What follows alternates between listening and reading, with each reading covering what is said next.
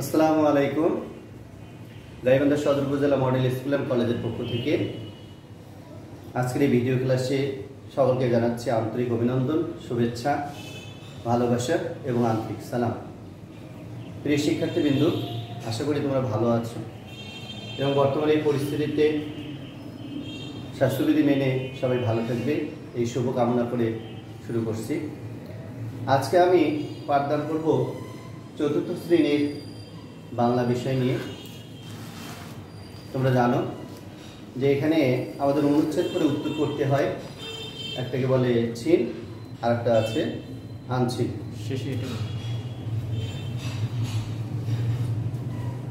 প্রিয় শিক্ষার্থীবৃন্দ, আমি আনছিনের একটি অনুচ্ছেদ তোমাদের সামনে তুলে ধরবো এবং সেখান থেকে প্রশ্নের উত্তর খুঁজে বের করার ক্ষেত্রে তোমাদেরকে সহায়তা করব। তোমরা জানো আমাদের বাংলা বইয়ে একটি পড়া রয়েছে মহিয়সী রোকেয়া। অনুরূপভাবে আরেকজন মানুষকে সারা বিশ্বের মানুষ চেনে, যিনি বিশ্বের যে কোনো স্থানে দুর্যোগ মুহূর্তে ছুটে যেতেন। তোমরা বলতে পারবে কি তার নাম কি? তার নাম হচ্ছে মাদার তেরেসা। সুদূর আলবেনিয়ার স্কোপিয়েতে তার জন্ম। তার ছিল 3 ভাই বোন। তিনি ছোটোখাটো মানুষ হলেও সারা বিশ্বে তার একটি পরিচিতি আছে। সমস্ত বিশ্বের মানুষ তাকে এক নামে চেনে, আর সেটি হলো মানব দরদী। আমাদের আজকের এই পাঠের শিরোনাম হচ্ছে মাদার তেরেসা।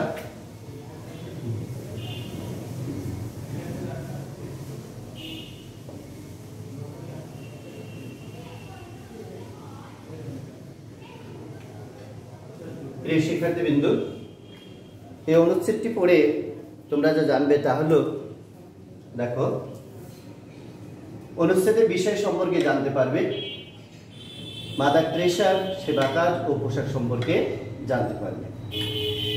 এটি হচ্ছে আজকের এই অনুচ্ছেদের শিকল ফল। এবারে আমি অনুচ্ছেদটি তোমাদেরকে পড়ে শোনাবো। তোমরা এদিকে খেয়াল করো, লক্ষ্য করো। বাংলার মানুষের দুঃখ দুর্দশা মাদার তেরেসাকে খুব বিচলিত করে।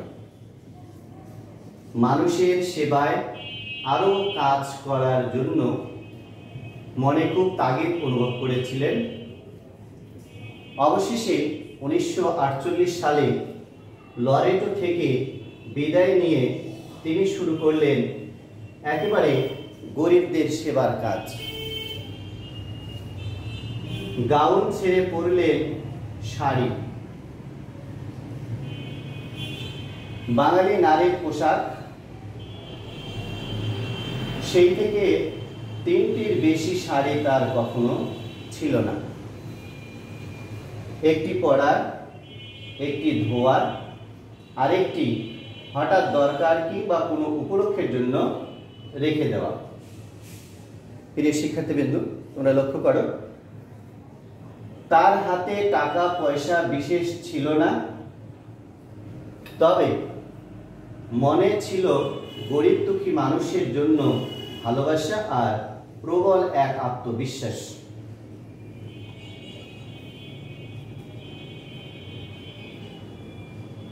কলকাতার এক অতি নোংরা বস্তিতে তিনি প্রথম স্কুল খুললেন। বেঞ্চ টেবিল কিছুই নেই। মাটিতে দাগ কেটে শিশুদের শেখাতে লাগলেন বর্ণমালা। অসুস্থদের সেবার জন্য খুললেন চিকিৎসা কেন্দ্র।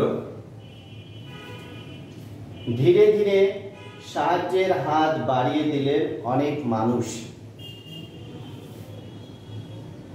মাদার তেরেসার কাজের পরিধি ক্রমাগত বেড়ে চলল। তার সঙ্গে যোগ দিলেন আরো অনেক সন্ন্যাসিনী। তাদের নিয়ে তিনি গড়লেন মানব সেবার সংঘ মিশনারিজ অফ চ্যারিটি। প্রিয় শিক্ষার্থীবৃন্দ, অনুচ্ছেদটি পড়ে আমরা কি জানলাম? আমরা এখানে মাদার তেরেসা সম্পর্কে কিছু ধারণা পেয়েছি। সাধারণ গরিব দুঃখী মানুষের জন্য, বিপদগ্রস্ত মানুষের জন্য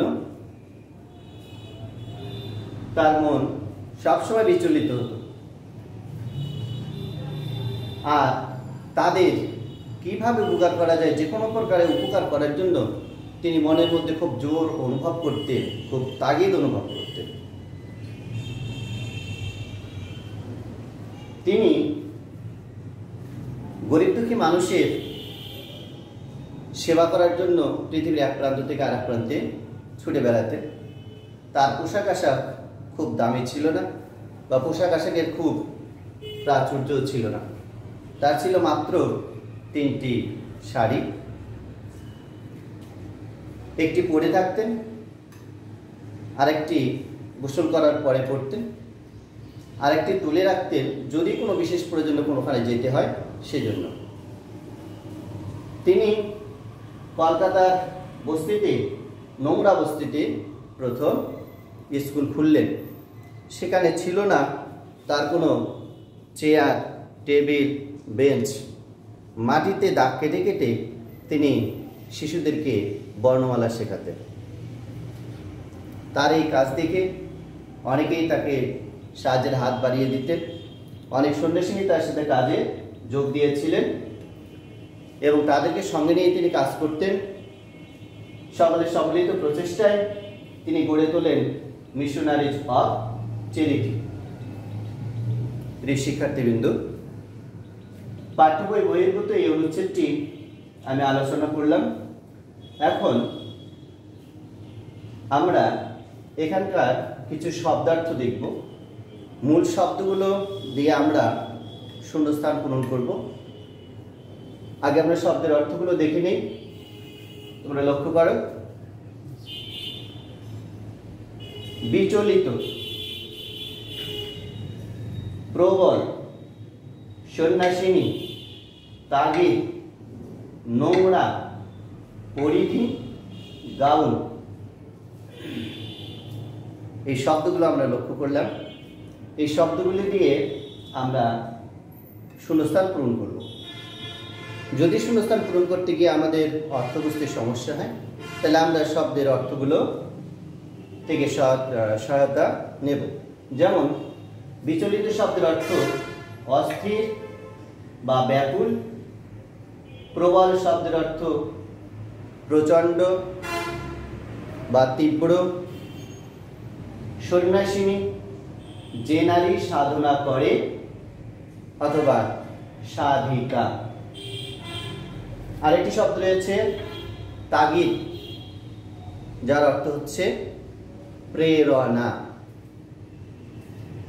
নোংরা, এই শব্দটির অর্থ হচ্ছে ময়লাযুক্ত। পরিধি, এর অর্থ হচ্ছে চারিদিকে সীমারেখা। আরেকটি শব্দ রয়েছে গাউন, যার অর্থ হচ্ছে ইউরোপীয় নারীদের সেমিজ জাতীয় পোশাক। শিক্ষার্থীবৃন্দ, আমি শব্দের অর্থগুলো তোমাদেরকে দেখালাম। তোমরা নিশ্চয়ই মনোযোগ সহকারে দেখেছো।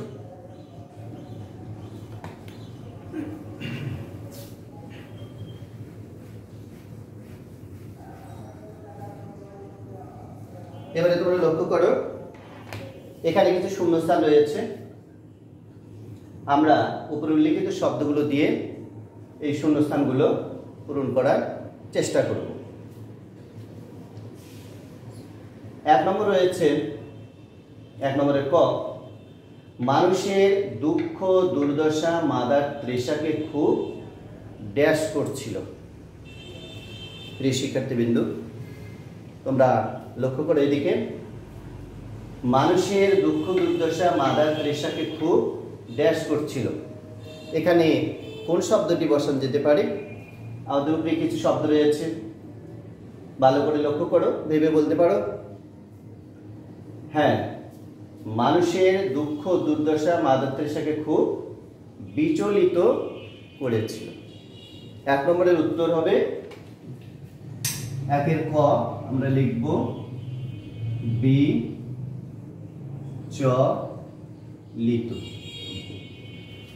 তাহলে বাক্যটি হচ্ছে মানুষের দুঃখ দুর্দশা মাদার তেরেসাকে খুব বিচলিত করছিল। এখন 2 নম্বর রয়েছে একের খ, মাদার তেরেসা ড্যাশ ছেড়ে শাড়ি পরলেন। শিক্ষার্থীবৃন্দ ভালো করে লক্ষ্য করো, মাদার তেরেসা ড্যাশ ছেড়ে শাড়ি পরলেন। এখানে আমরা কোন শব্দটি বসাতে পারি একটু ভেবে বলো। হ্যাঁ, এখানে হবে গাউন। তাহলে বাক্যটি হচ্ছে মাদার তেরেসা গাউন ছেড়ে শাড়ি পরলেন। এই যে গাউন শব্দটি, এটি আমরা এখানে একের খ নম্বরে বসাবো। তাহলে খ নম্বর আমরা লিখব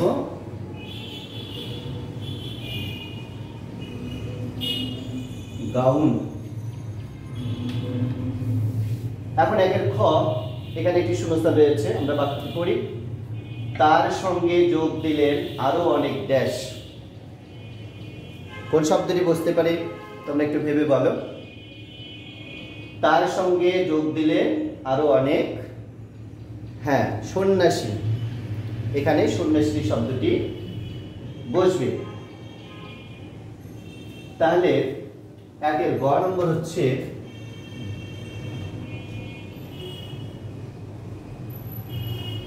সন্ন্যাসিনী। তাহলে বাক্যটি হচ্ছে তার সঙ্গে যোগ দিলেন আরো অনেক সন্ন্যাসিনী। ঘ নম্বর, কলকাতার এক অতি ড্যাশ বস্তিতে তিনি প্রথম স্কুল খুললেন। কি হবে? শূন্যস্থানে বসবে নোংরা। হ্যাঁ, নোংরা শব্দটি এই শূন্যস্থানে বসবে। তাহলে বাক্যটি হবে কলকাতার এক অতি নোংরা বস্তিতে তিনি প্রথম স্কুল খুললেন। একের ঘ নম্বর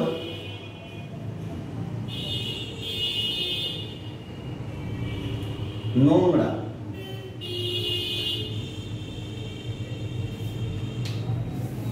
আরেকটি শূন্যস্থান রয়েছে ও নম্বর, মাদার তেরেসার কাজের ড্যাশ ক্রমাগত বেড়ে চলল।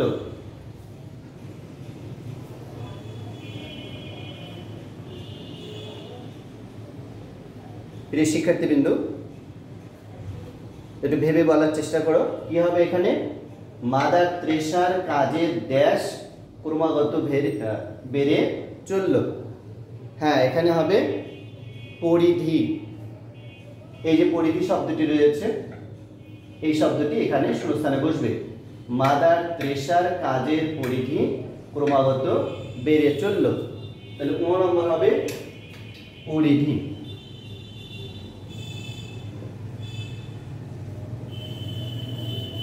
শিক্ষার্থীবৃন্দ তোমরা খেয়াল করো, আমরা উত্তরগুলো পেলাম। একের ক হচ্ছে বিচলিত, একের খ হচ্ছে গাউন, একের গ নম্বর হচ্ছে সন্ন্যাসিনী, একের ঘ নম্বর হচ্ছে নোংরা, একের ক নম্বর হচ্ছে পরিধি। শিক্ষার্থীবৃন্দ, শূন্যস্থানগুলো পূরণ করা শেষ হলো। এবারে আমরা কিছু প্রশ্ন রয়েছে আমাদের এখানে, সেগুলোর উত্তর খুঁজে বের করার চেষ্টা করব। তোমরা লক্ষ্য করো, যেমন প্রশ্ন রয়েছে 2 নম্বরের ক, মাদার তেরেসার পোশাক সম্পর্কে 5টি বাক্য লেখো। শিক্ষার্থীবৃন্দ ভালো করে লক্ষ্য করো, মাদার তেরেসার পোশাক সম্পর্কে 5টি বাক্য লেখো। আমরা যদি অনুচ্ছেদে দেখি তাহলে দেখা যাচ্ছে যে এখানে যেমন তোমরা দেখো, লক্ষ্য করো, তিনি গাউন ছেড়ে পরলেন শাড়ি, বাঙালি নারীর পোশাক। সেই থেকে 3টির বেশি শাড়ি তার কখনো ছিল না। একটি পরার, একটি ধোয়ার, আর একটি হঠাৎ দরকার কিংবা কোনো উপলক্ষের জন্য রেখে দেওয়া। তাহলে আমরা অনুচ্ছেদ থেকে যেটি পাই সেটি হচ্ছে যে তিনি ভারতে আসার পূর্বে গাউন পরতেন। তোমরা জানো গাউন শব্দটির অর্থ আমরা আগে জেনেছি। গাউন শব্দের অর্থ হচ্ছে ইউরোপীয় নারীদের সেমিজ জাতীয় পোশাক। ভারতে আসার পরে তিনি শাড়ি পরলেন, যেটি হচ্ছে বাঙালি নারীর পোশাক। আর তার শাড়ির সংখ্যা ছিল মাত্র 3টি। এটি আমরা অনুচ্ছেদে পাচ্ছি বা অনুচ্ছেদে দেখতে পাই। একটি শাড়ি পরে থাকতেন, আরেকটি গোসল করার পরে পড়তেন, আর একটি হচ্ছে কোনোখানে যাওয়ার জন্য বিশেষ প্রয়োজনে পড়তেন। তাহলে এই উত্তরগুলোকে আমরা যদি এভাবে সুন্দর করে সাজাতে পারি তাহলে ভালো হয়। যেমন মাদার তেরেসা ভারতে আসার পূর্বে গাউন পরতেন, ভারতে আসার পর তিনি গাউন ছেড়ে শাড়ি পরলেন, তার শাড়ি ছিল মাত্র 3টি, একটি পরার, একটি ধোয়ার, আরেকটি হঠাৎ দরকারের জন্য। কলকাতায় কাজ করার সময় তিনি পরলেন বাঙালি নারী পোশাক। এভাবে আমরা 5টি লাইনে প্রশ্নটির উত্তর শেষ করতে পারি। প্রিয় শিক্ষার্থীবৃন্দ, এবারে আমাদের 2 নম্বর প্রশ্ন, মাদার তেরেসার মানব সেবা সম্পর্কে 5টি বাক্য লেখো। তোমরা অনুচ্ছেদে দিয়ে খেয়াল করো, এখানে আমরা যেমন পাই, বাংলার মানুষের দুঃখ দুর্দশা মাদার তেরেসাকে খুব বিচলিত করত। তিনি মানুষের জন্য আরো বেশি কাজ করার জন্য তাগিদ অনুভব করতেন। এই কারণে দেখা যায় লরেটো থেকে তিনি বিদায় নিয়ে একেবারে গরিবদের জন্য কাজ করা শুরু করলেন। কলকাতার নোংরা বস্তিতে তিনি স্কুল খুললেন, সেখানে চেয়ার টেবিল বেঞ্চ কিছুই নেই। তিনি মাটিতে দাগ কেটে তাদের জন্য বর্ণমালা শেখাতে শুরু করলেন।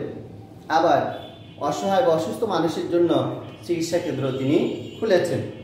এই কথাগুলোকে আমরা যদি সাজিয়ে লিখি তাহলে ভালো হয়। তোমরা লক্ষ্য করো, তাহলে প্রশ্ন হচ্ছে মাদার তেরেসার মানব সেবা সম্পর্কে 5টি বাক্য লেখো। আমরা উত্তরগুলোকে সাজিয়ে লিখতে পারি এরকম করে, মানুষের দুঃখ দুর্দশা মাদার তেরেসাকে খুব বিচলিত করে, তিনি মানুষের সেবায় অনেক কাজ করার তাগিদ অনুভব করেন, 1948 সালে লরেটো থেকে বিদায় নিয়ে শুরু করেন গরিবদের সেবার কাজ, তিনি কলকাতার নোংরা বস্তিতে শিশুদের জন্য স্কুল খোলেন, তিনি অসুস্থদের সেবার জন্য চিকিৎসা কেন্দ্র খোলেন। এভাবে আমরা উত্তরগুলো সাজিয়ে লিখতে পারি। আমাদের সামনে আরো একটি প্রশ্ন রয়েছে, গ নম্বর প্রশ্ন 2 মিশনারিজ অফ চ্যারিটি সম্পর্কে 5টি বাক্য লেখো। প্রিয় শিক্ষার্থীবৃন্দ, তোমরা খেয়াল করো, যেমন এখানে আমরা অনুচ্ছেদে যদি দেখি বা লক্ষ্য করি তাহলে এখানে দেখা যাচ্ছে ধীরে ধীরে সাহায্যের হাত বাড়িয়ে দিলেন অনেক মানুষ।